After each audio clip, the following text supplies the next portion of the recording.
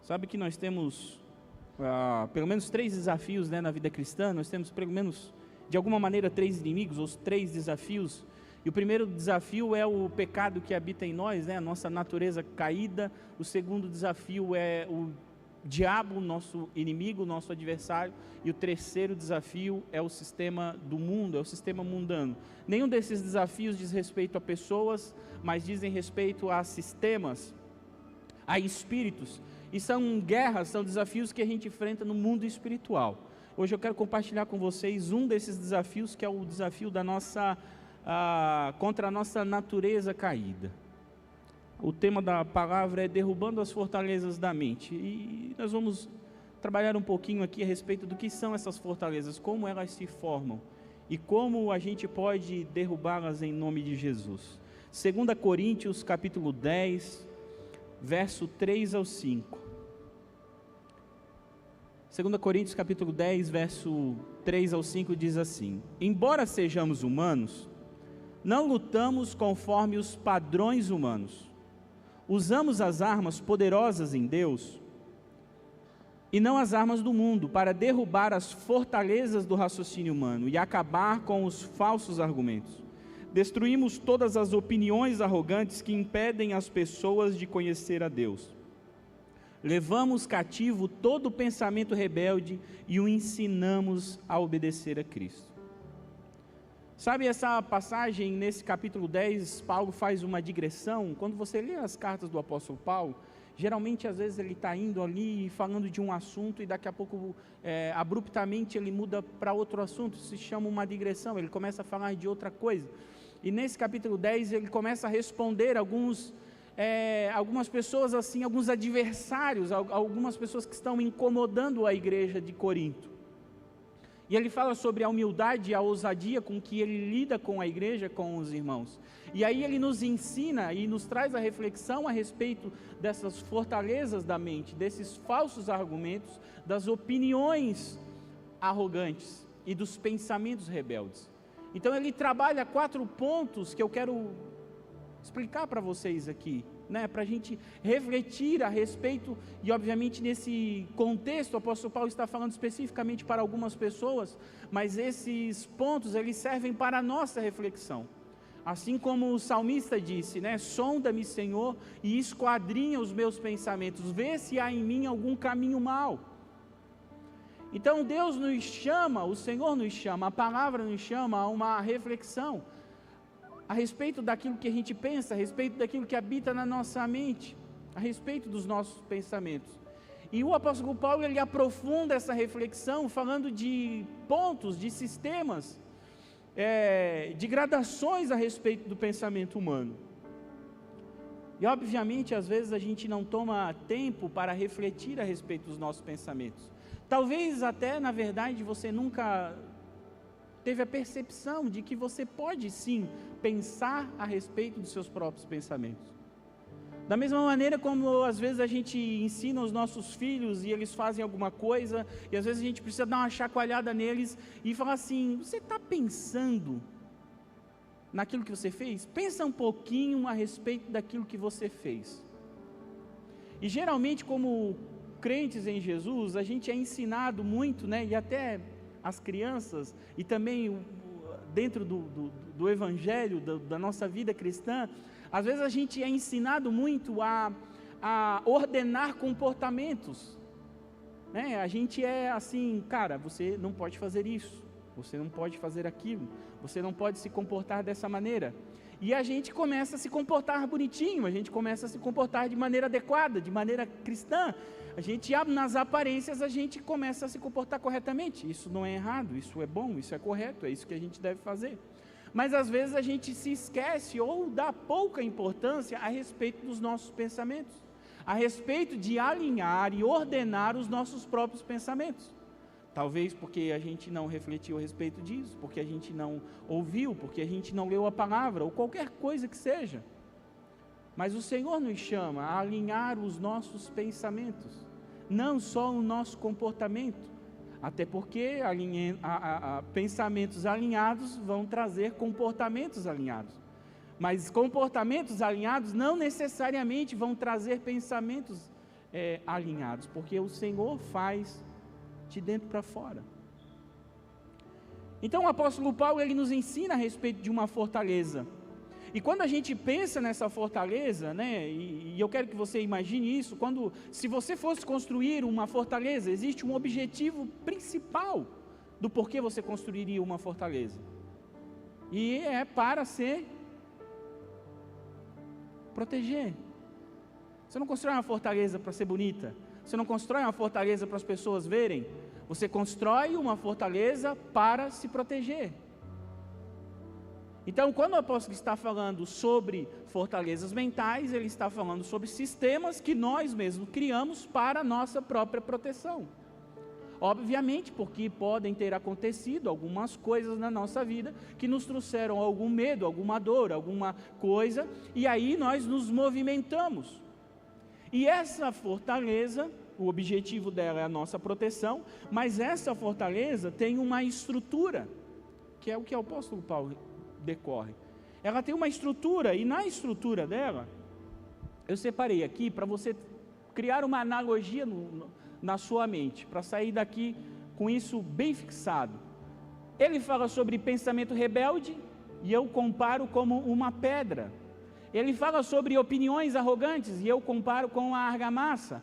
Ele fala sobre falsos argumentos, e eu comparo com uma parede.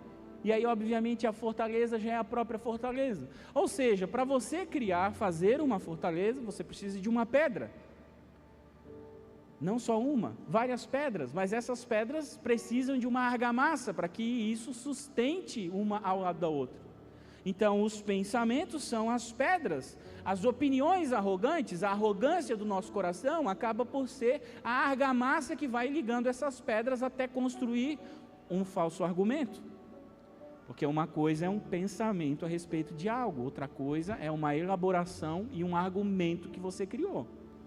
Uma coisa é você pensar, a cadeira é preta. Outra coisa é você criar todo um argumento do porquê ela é preta, ou porque na sua cabeça, na verdade, ela não é preta, ela é rosa. Então você tem que elaborar, você tem que fazer mais coisas, e isso acaba fazendo o quê? Construindo uma parede. E depois que esses falsos argumentos estão assentados, acaba-se por construir uma fortaleza. Então ele vai dissecando, ele vem dissecando da fortaleza para o pensamento, e eu quero ir com você do pensamento para a fortaleza, para que você entenda como uma fortaleza é criada dentro da sua mente, para depois nós usarmos as armas de Deus para destruí-la. Veja, nós vamos fazer ao contrário daquilo que o apóstolo Paulo está falando. Ele está falando da fortaleza para o pensamento. Eu vou começar do pensamento para a fortaleza. Afinal, uma fortaleza começa por uma única pedra. Então tudo começa por um pensamento. Irmão, nenhum pensamento é neutro. Nenhum pensamento é neutro. Não existe um pensamento na sua mente que seja neutro. Ou ele vem de Deus e da palavra de Deus, ou ele vem do pecado, da natureza caída, ou ele vem do próprio Satanás, que lançou setas na tua mente, ou ele vem do sistema mundano. Então veja, existe a tua própria natureza caída, que evoca pensamentos na sua mente. Existem os dardos inflamados de Satanás, que o apóstolo Paulo fala, que ele lança sobre nós dardos inflamados, e obviamente esses dardos às vezes ultrapassam as nossas defesas e entram na nossa mente. É em momentos em que você está angustiado, entristecido, e parece que vem alguma coisa para piorar ainda a sua situação, vem sentimentos na sua alma que você não sabe nem de onde você está vindo, coisas que começam a borbulhar na sua mente, e você tem que ter a percepção a respeito disso. Um exemplo muito claro que acontecia, né? Apesar que em Saul isso já era um pouquinho além ainda, né? Porque Saul ele já ficava até possesso. Mas o crente de Jesus ele não fica possesso, mas ele pode de alguma maneira, às vezes, ser alcançado, ser flechado por um dardo inflamado. O apóstolo Paulo, lá em Efésios capítulo 6, ele vai falar sobre a armadura de Deus. E lá ele fala sobre o capacete da salvação, que é justamente uma proteção da nossa mente a respeito dos dardos. Veja, o diabo, ele não sabe os teus pensamentos, ele não tem poder, ele não tem conhecimento a respeito dos teus pensamentos, mas ele conhece os teus comportamentos. O apóstolo Pedro vai dizer que ele anda ao nosso derredor, bramando como leão a quem possa tragar. Então ele conhece você por fora, ele não conhece por dentro, mas ele conhece você por fora. E ele entende o seu comportamento, e obviamente, entendendo o seu comportamento, ele vai saber quando você está no dia mau. E no dia mau ele pode lançar alguma coisa contra a sua vida. Então veja, tudo começa com um pensamento. Tudo começa com uma única pedra. Uma fortaleza não é construída sem primeiro nós assentarmos uma pedra angular, e essa pedra angular é um pensamento. E às vezes é um pensamento que veio de algo objetivo, alguém te machucou, alguém falou uma palavra para você, alguém fez algo contra você, alguém te roubou, alguém mentiu para você, alguém foi desleal, alguém te traiu, alguém fez alguma coisa contra você que realmente doeu, que aconteceu, e nós não podemos negar aquilo que acontece. O que nós precisamos trabalhar é a nossa reação, a reação do nosso pensamento a respeito das coisas que nos acontecem. Por quê? Porque essas coisas podem gerar no nosso coração um pequeno pensamento que vai se transformar numa fortaleza. Por exemplo, às vezes alguém mentiu para você, e às vezes não foi só uma pessoa, foi 2, 3 pessoas, e essa mentira para você construiu dentro de você uma fortaleza mental do tipo, todas as pessoas são mentirosas. E às vezes você fala em alto e bom som para todos escutarem, eu não acredito mais em ninguém. Eu não acredito mais em ninguém.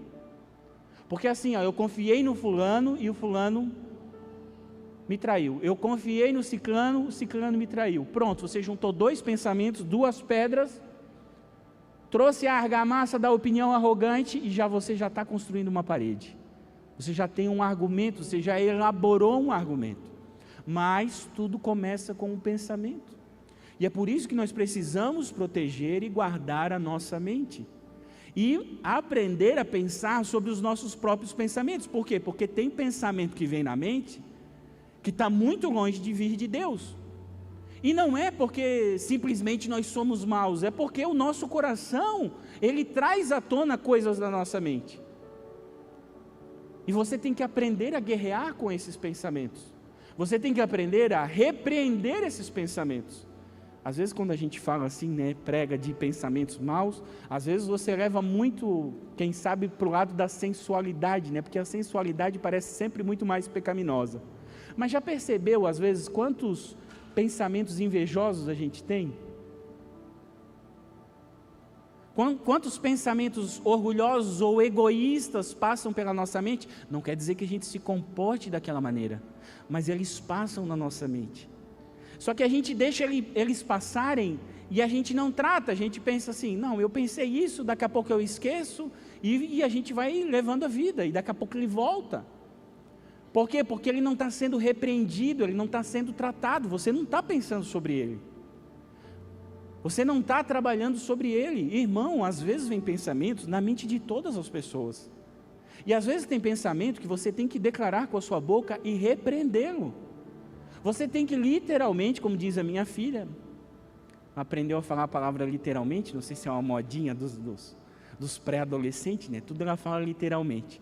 Você tem que literalmente repreendê-lo. Sangue de Jesus tem poder, em nome de Jesus eu te repreendo o pensamento. Você tem que repreender com a sua boca. Às vezes, irmão, a gente tem que falar com a boca aquilo que a gente sabe que é a verdade para repreender a mentira que está na nossa mente. Isso não é coisa de doido, irmão. Isso é coisa de gente muito certa. A sua mente está pensando coisas erradas, está tendo pensamentos errados, tem intrusos na sua mente, pensamentos intrusivos na sua mente, e você precisa repreendê-los, mas não é pensamento contra pensamento, é palavra contra pensamento, que daí acaba sendo o processo inverso, justamente a gente pensa, não, o que sai da minha boca é o que está pensando na minha cabeça, mas daí quando a gente briga, a gente fala coisas sem pensar, depois é a nossa desculpa, eu falei sem pensar, me desculpa. Não, então você tem que falar contra o seu próprio pensamento. Você tem que repreender esse pensamento. Para quê? Para que de nenhuma maneira ele comece a pensar em virar uma parede. Para que de nenhuma maneira ele comece a virar uma estrutura.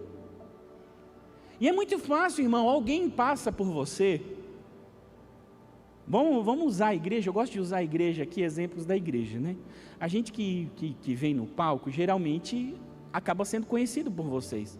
Mas mesmo a gente sempre estando lá atrás e tentando ficar lá atrás e olhar cada rostinho, a gente às vezes não consegue olhar, porque tem uns irmãos que saem correndo aqui nesse lado aqui, ó, de fininho, tem os outros irmãos que saem correndo, que a gente não consegue chegar lá atrás, nem para te dizer, Deus abençoe, boa semana. E a gente não conhece. Mas daqui a pouco a gente passa lá na cidade, passa no centro lá, e lá na loja, no shopping, passa por você. E de alguma maneira a gente não se lembra do teu rosto, e a gente passou. E tu, em vez de cumprimentar a gente, tu pensa assim, não, eles que têm que me cumprimentar. E aí a gente não te cumprimenta, porque a gente não se lembra, e queria cumprimentar, mas não se lembra.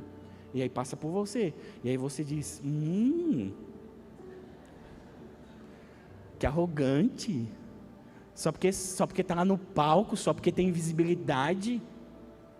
Opa, um pensamento nasceu na sua mente. Nem precisa ser gente conhecida, irmão. Se alguém passa e não te cumprimenta, às vezes a tua mente já começa a julgar até a terceira geração. A gente tem uma mania, né, de julgar as pessoas por um único ato, né? Um único ato. Um não cumprimento. Para a gente assim, olha, para mim, esquece, não quero mais saber.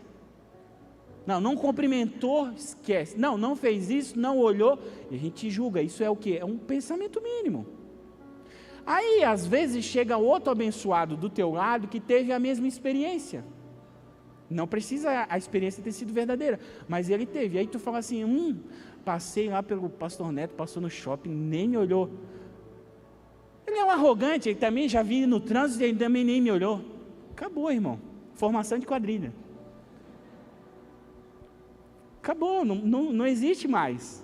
Na mente dessas duas pessoas, já se firmou um argumento. Já não é mais um simples pensamento. Por quê? Porque um pensamento não foi digerido. Esses pensamentos ruins que a gente tem, a gente precisa digerir. Só que às vezes a gente não consegue digerir, daí a gente vomita eles. Entende? A gente precisa digerir, fazer eles sumir. Mas às vezes a gente não consegue, não tem às vezes até a mínima capacidade emocional para lidar com essas coisas. Às vezes a gente não tem capacidade emocional para lidar com o não. A gente não tem capacidade emocional para coisas simples da vida. E isso vai formando o que dentro da nossa mente? Pensamentos. E esses pensamentos podem se tornar o quê? Fortalezas, sistemas completos de crença. Mas voltamos, tudo começa com um pensamento. Esse pensamento pode vir da tua natureza caída, pode vir de dados inflamados, pode vir do sistema do mundo. Qual é o sistema do mundo, Neto? Cara, é só você olhar o Instagram, você vai ver o sistema mundano. Você vai vendo um monte de gente falando um monte de coisa a respeito de um monte de coisa que a gente deveria fazer, ou ter, ou ser, e que não está respaldado pela palavra de Deus. É apenas uma carência mundana a respeito das coisas. E aí você às vezes é infectado por aquilo na sua mente, e aquilo você fica pensando e repensando, e pensando e repensando, e daqui a pouco não está só pensando, está sentindo também, e aí vai virando um ressentimento.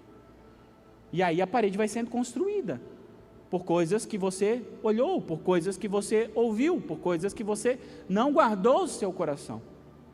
Então nós precisamos guardar os nossos olhos, nós precisamos guardar os nossos ouvidos, por quê? Porque é por eles que entram informações dentro da nossa mente que podem e vão criar maus pensamentos. E o que o apóstolo Paulo fala sobre esses pensamentos? Qual é a receita que ele dá? Ele dá uma receita assim bem objetiva e direta. Ele fala, os pensamentos rebeldes, eles precisam ser capturados. Veja, essa passagem é uma linguagem de guerra.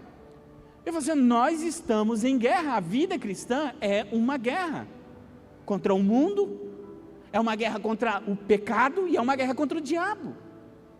E obviamente Deus está do nosso lado para vencer essa guerra, mas isso não nos impede nem nos tira da luta. Nós vamos ter que guerrear. E ele está dizendo que esses pensamentos, eles precisam ser capturados, eles precisam ser subjugados, eles precisam ser submissos. Ou seja, para lidar com esses pensamentos, não é sendo bonzinho consigo mesmo.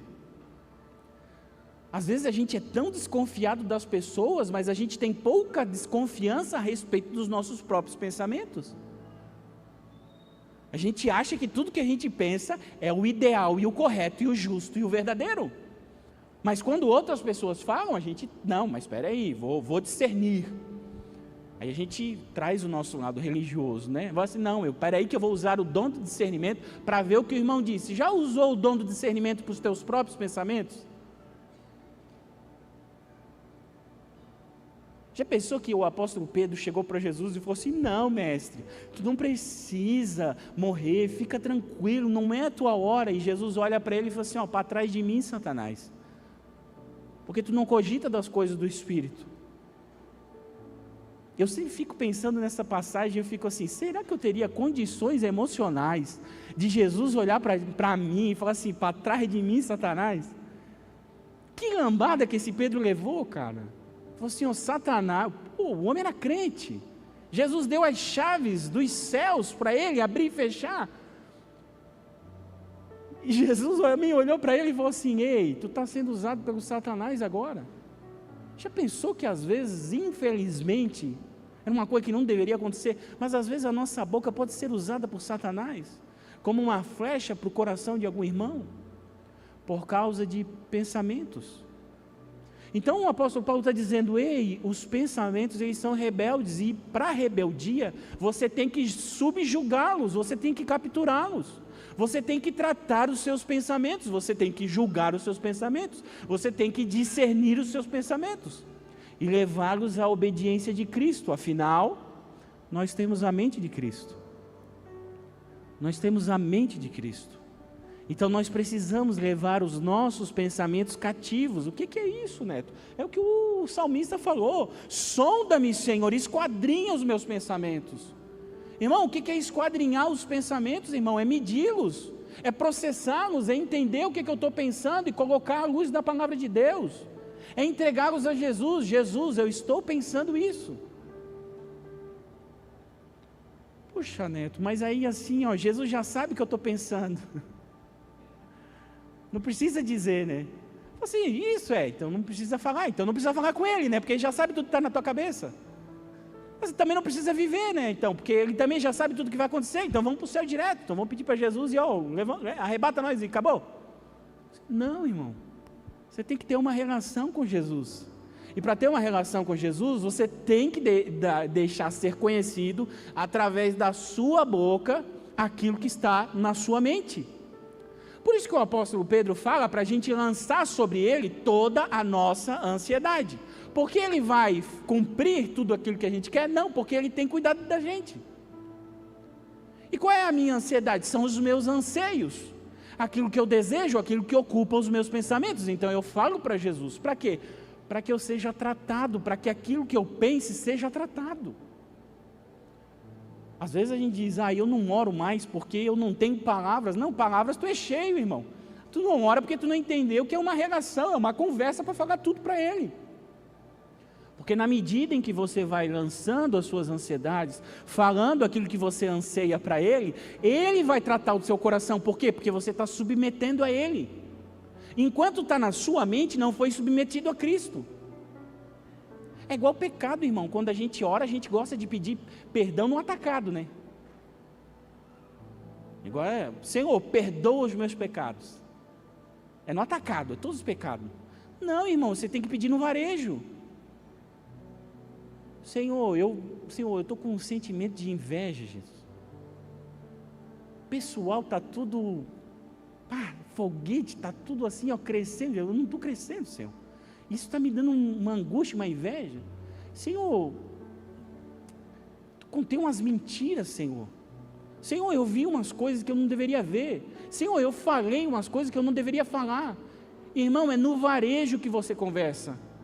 Porque quando você confessa os seus pecados, e objetivamente os seus pecados, o Senhor Jesus vai tratar o teu coração. Mas se você não tornar para o Senhor os seus pensamentos públicos, eles não vão ser tratados. É por isso que quando Jesus ensinou a gente a orar, o que ele falou? Ei, quando você for orar, faz o quê? Entra dentro do teu quarto e faz mais o quê? Fecha a porta, irmão. Sabe por que é para fechar a porta? Porque é tu e Deus, é os teus pensamentos e Deus. É uma conversa íntima entre vocês, para que você possa desaguar todos os seus pensamentos, e colocando aos pés de Jesus, essas pedras vão ser digeridas. Tem coisas que o Espírito Santo dentro de você, através dos frutos do Espírito, já digeriram na hora. Tem coisas que na hora, alguém falou alguma coisa para você, mas na hora o Espírito Santo já, dentro de você, já trabalhou, você já tem uma maturidade espiritual um pouquinho maior, então aquilo ali já foi consumido, você não deu bola. Não é que você disse que o que vem de baixo não me atinge, né? Isso é uma arma natural, irmão. Isso é uma arma natural, nós estamos falando das armas espirituais. Não, é que o Espírito Santo, dentro de você, não deixou aquilo nem virar um pensamento. Nem virar um pensamento. Então veja, tudo começa com um pensamento. Os pensamentos rebeldes, eles precisam ser capturados, como se fosse uma guerra. As opiniões arrogantes, elas vão gerar o quê? Falsos argumentos. Irmão, onde mistura orgulho na nossa vida,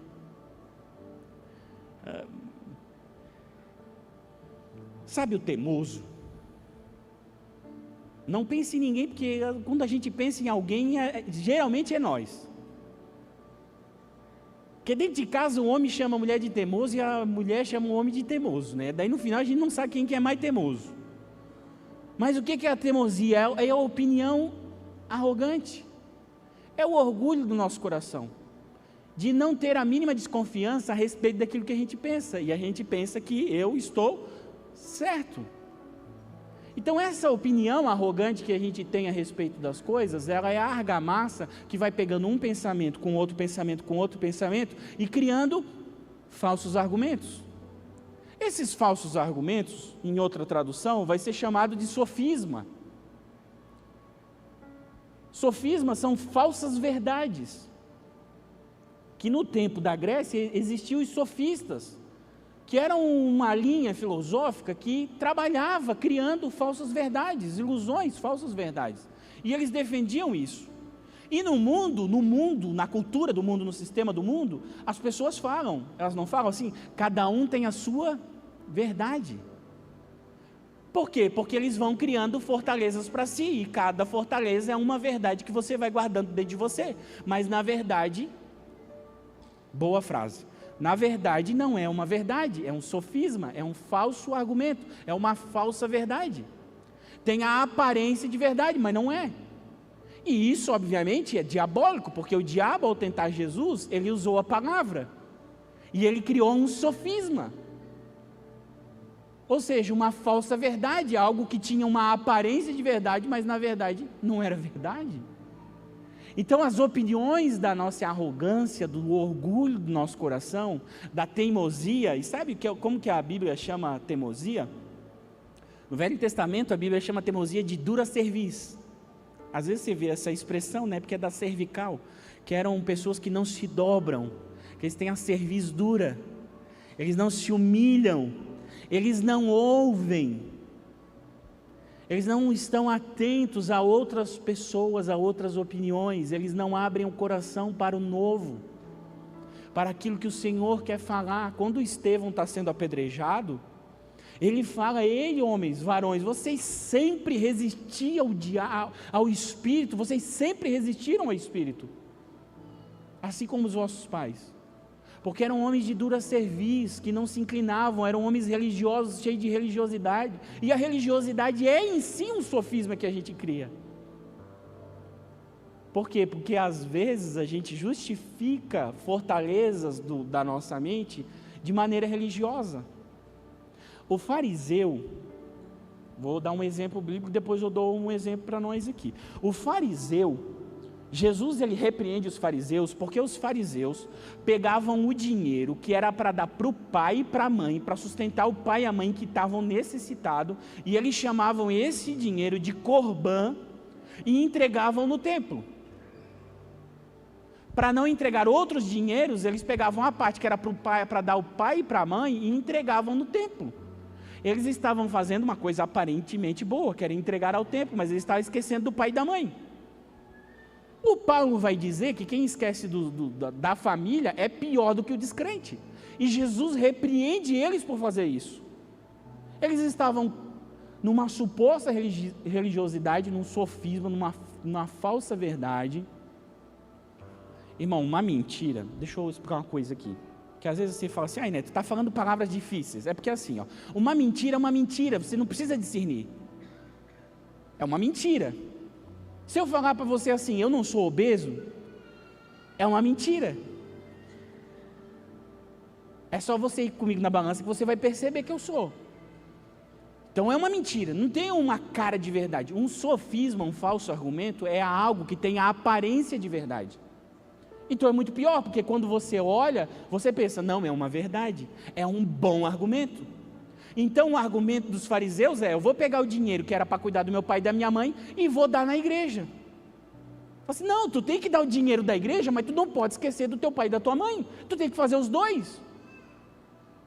É um irmão que ele é avarento, aquele irmão, né, que ele bota um bocado de farinha na mão, assim ele atravessa o rio e não vira pirão.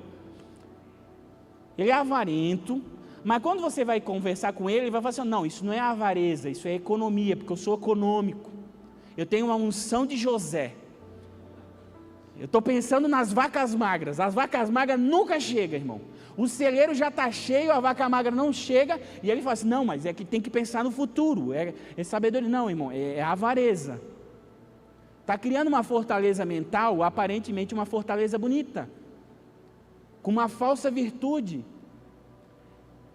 Então veja as fortalezas que nós vamos criando na nossa mente para justificar coisas na nossa vida.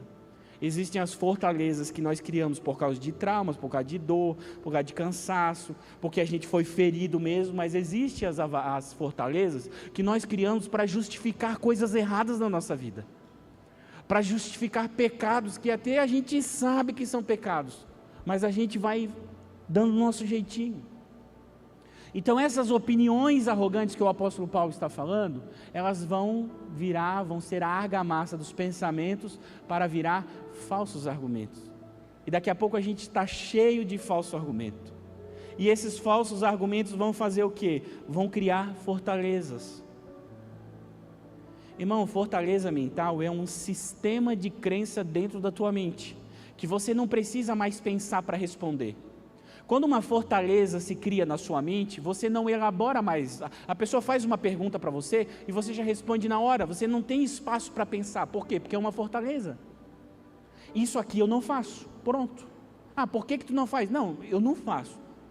Não, mas vamos conversar. Por que tu não faz? Não, porque um dia eu fui ferido, um dia eu fui roubado, um dia fizeram isso para mim e desde aquele dia eu criei uma fortaleza e isso daqui eu não faço. Não adianta falar nada.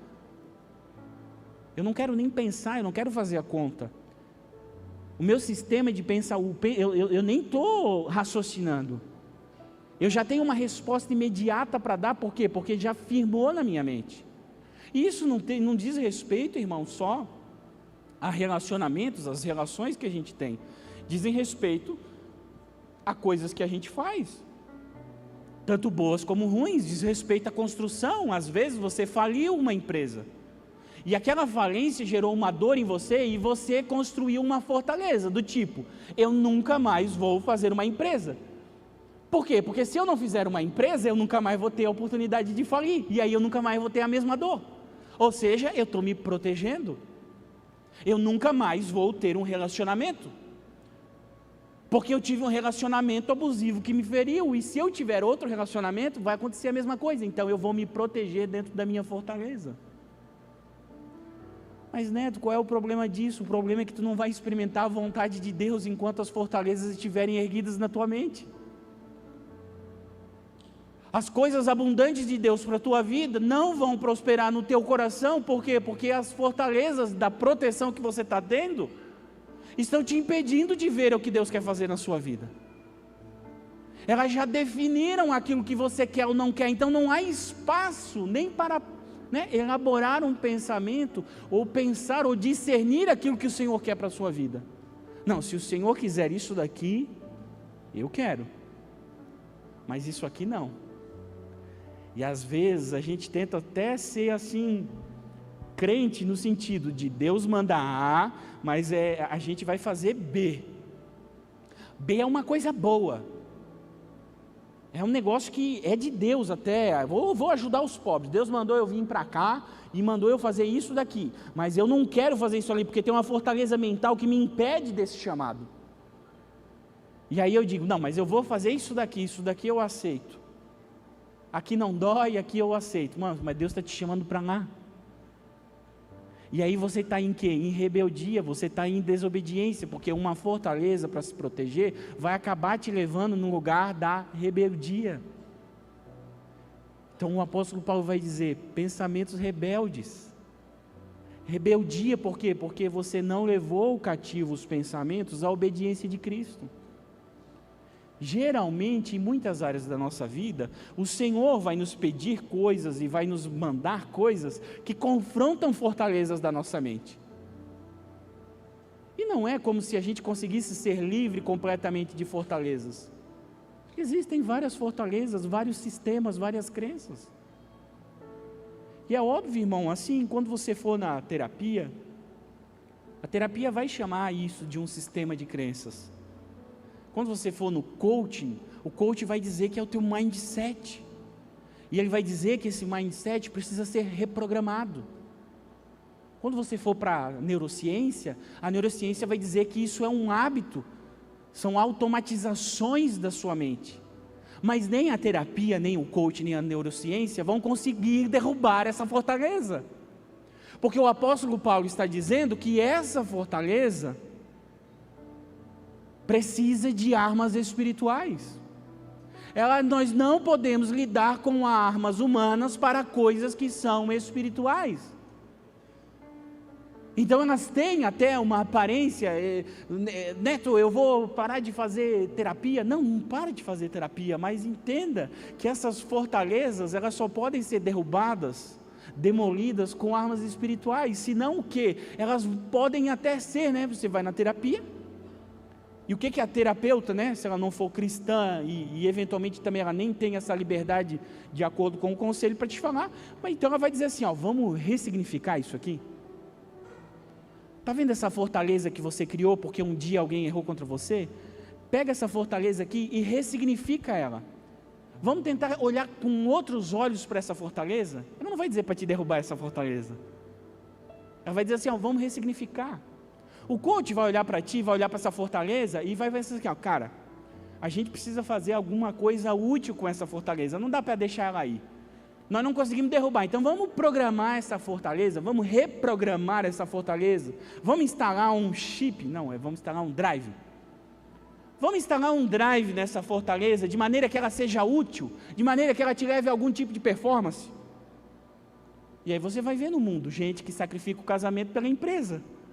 Por quê? Porque tem uma fortaleza no seu coração. E foi-lhe dito que para vencer em uma coisa, ele precisa sacrificar outra, e ele sacrificou coisas que não deveriam. Por quê? Porque as armas humanas não podem derrubar fortalezas que são espirituais. Fique de pé.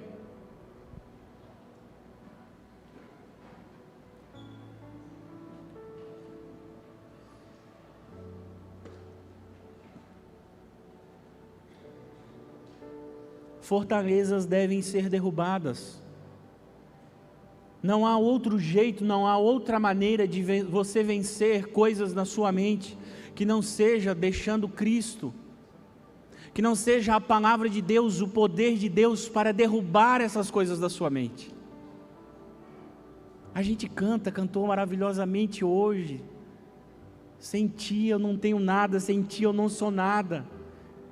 Nós não conseguimos com o nosso esforço, com a nossa disciplina, nós não conseguimos naturalmente derrubar coisas que estão atrapalhando a nossa visão, estão atrapalhando nós experimentarmos o novo de Deus. Essas fortalezas, elas vão ser derrubadas com o poder de Deus, com a palavra de Deus. E obviamente quando você pensa assim também, usando a analogia do apóstolo Paulo, a metáfora, você percebe que ninguém derruba uma fortaleza de uma hora para outra. Então esse é um processo diário que você vai ter.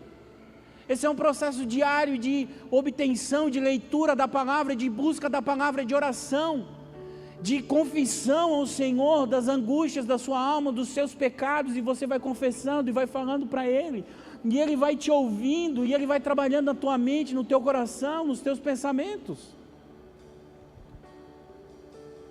Mas você precisa compreender essas coisas, você precisa discernir, você precisa pensar a respeito dos seus próprios pensamentos.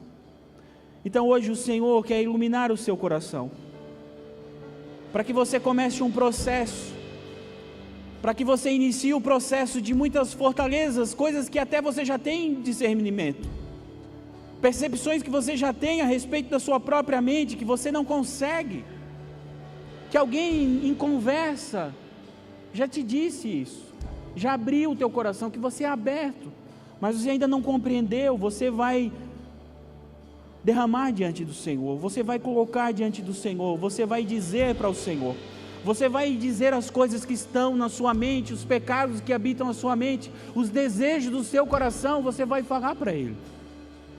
E a partir desse trabalho, a partir desse, quase uma terapia com o Senhor, a partir dessa oração, o Senhor vai tratar o teu coração. Feche os teus olhos, nós vamos cantar, e eu quero que você reflita a respeito disso.